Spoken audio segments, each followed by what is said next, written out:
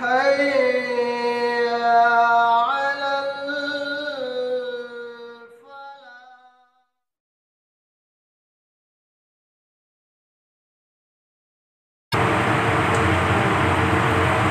بسم الله والصلاة والسلام على رسول الله وبعد. عن سهل بن سعد رضي الله تعالى عنه قال قال رسول الله صلى الله عليه وسلم ثنتان لا تردان أو قل ما تردان الدعاء عند النداء وعند البأس حين يلحم بعضهم بعضا. رواه ابو داود. امام ابو داود رحمۃ اللہ علیہ نے اپنی کتاب سنن نبی داؤد کے اندر اس روایت کو نقل فرمایا.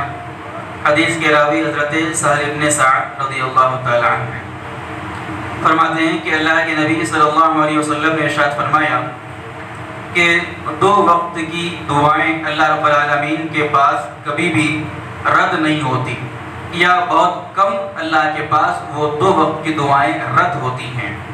فرمایا کہ عند النداء اذان کے وقت، اذان کے بعد، وعند البأس حين يلحم بعضهم بعضا، اور میدان جنگ کے اندر جب دشمنوں کے اندر صفوں کے اندر مسلمانوں کی صفیں گتھم گتھا ہو جائیں، ایسے موقع پر بھی دعائیں اللہ کے پاس رد نہیں ہوتی.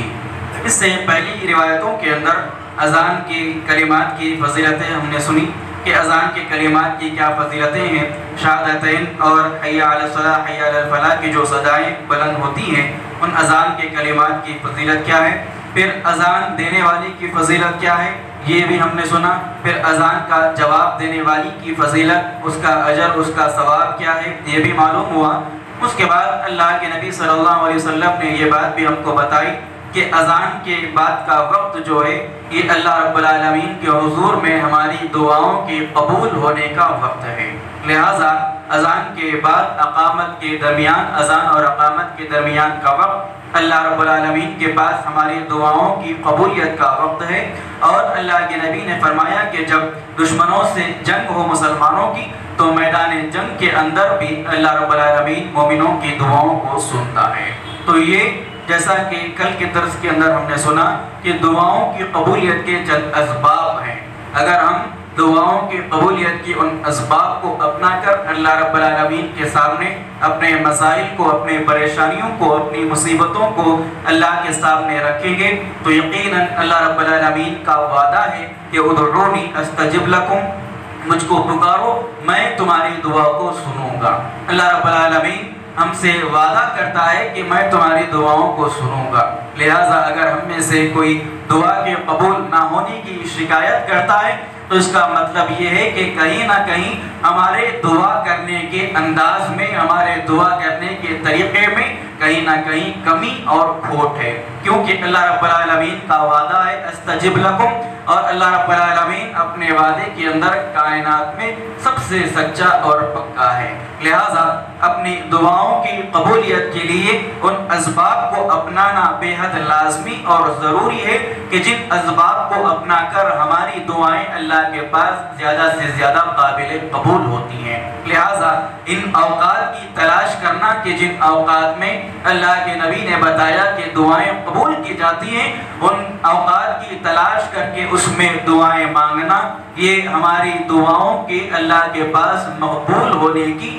بہت بڑی دلیل اور بہت بڑی پہچان ہے. لہٰذا ایسے اوقات کی تلاش کر کے ان اوقات میں اللہ رب العالمین سے دعائیں مانگنی چاہیے. اور دعا کی قبولیت کے اسباب میں سے سب سے بنیادی سبب یہ ہے کہ آدمی کی کمائی، آدمی کا رزق بالکل حلال اور پاکیزہ ہو. حلال اور پاکیزہ رزق اگر ہوگا، اس کے بعد اوقات کی ان دعاؤں کی قبولیت کے اوقات میں اگر ہم اللہ کے سامنے دعائیں کریں گے، یقیناً ہماری دعائیں اللہ کے پاس قابل قبول ہوں گی. خاص کر ہمارے آج کے معاشرے کے اندر، آج کے زمانے کے اندر ایسے کئی سارے کمائی کے اسباب ہمارے سامنے موجود ہیں کہ جن کے بارے میں قطعی علم نہیں ہے کہ یہ سبب اور یہ راستہ حلال راستہ ہے یا حرام کا راستہ ہے. بہت سارے مسلمان، اچھے خاصے پڑھے لکھے مسلمان بھی ایسے مشتبہ راستوں پر پڑے ہوئے ہیں کہ جہاں سے وہ کمائی کرتے ہیں، حالانکہ ان راستوں کے بارے میں قطعی طور پر یہ علم نہیں ہے، یہ معلوم نہیں ہے کہ یہ راستہ حلال راستہ ہے کمائی کا یا حرام راستہ ہے۔ خاص طور پر آج کے معاشرے کے اندر جو ہمارے سوسائٹی میں جو پھیلا ہوا یہ رزق کا، یہ کمائی کا راستہ جو ہے، جس کو ہم سوشل میڈیا یا پھر نیٹ ورک مارکیٹنگ کا جو راستہ ہے، نیٹ ورک مارکیٹنگ کی جو یہ کمائی ہے، یہ آج خاص طور پر گھر بیٹھے کمائی کا یہ راستہ بہت نوجوانوں کو اپنی طرف کشید کر رہا ہے، کھینچ رہا ہے اور لبھا رہا ہے۔ بہت سارے پڑھے لکھے نوجوان، جس میں دیندار بھی ہیں، جس میں دنیا دار بھی ہیں، بہت سارے ایسے پڑھے لکھے لوگ ہیں جو نیٹ ورک مارکیٹنگ کے اس جال کے اندر پھنس رہے ہیں اور اس سے اپنی کمائی کر رہے ہیں، حالانکہ ان کے بارے میں کوئی صاف دلیل موجود نہیں ہے اور نہ علماء اس کی حلال یا حرام ہونے کی باتیں کہہ رہے ہیں۔ لہٰذا جہاں ہم کو حرام چیزوں سے، حرام راستوں سے بچنا ہے، وہیں مشتبہ چیزوں سے بھی ہم کو بچنا بہت ضروری ہے۔ وہ چیزیں، وہ راستے جن کے بارے میں ہم کو شبہ ہے، جن کے بارے میں ڈاؤٹ ہے کہ یہ حلال ہے یا حرام ہے، ان چیزوں سے بھی بچنا یہ بھی مسلمانوں کے لیے، مومن کے لیے بہت ضروری ہے۔ اللہ کے نبی نے بیان فرمایا کہ الحلال بین والحرام بین وبینہما مشتبہات، کہ حرام راستے اللہ رب العالمین نے واضح رکھے ہیں، حرام راستہ واضح ہے اور حلال راستہ بھی واضح ہے، اور حلال اور حرام کے درمیان مشتبہ چیزیں ہیں، جو چند ڈاؤٹ فل چیزیں ہیں، اور اللہ کے نبی نے بیان فرمایا کہ جو آدمی ان مشتبہ چیزوں سے بچے گا، عین ممکن ہے کہ وہ آدمی حرام راستے سے بھی بچے گا، اور جو آدمی ان مشتبہ چیزوں کے اندر جانے کی کوشش کرے گا، عین ممکن ہے کہ وہ آدمی حرام کے راستے پر چل پڑے۔ لہذا ان ایسے قسم کی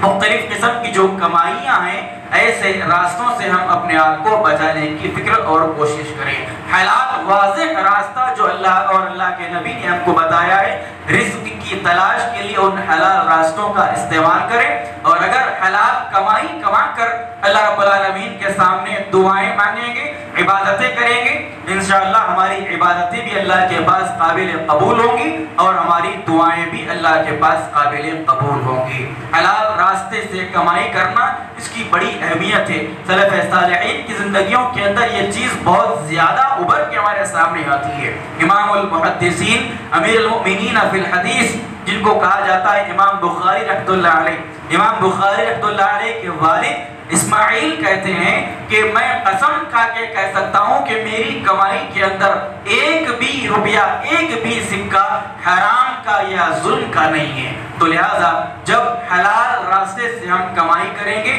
حلال راستے سے روزی کمائیں گے، خود بھی کھائیں گے، اور اس حلال راستے سے، حلال کمائی سے اگر اولاد کی تربیت کریں گے، تو یقیناً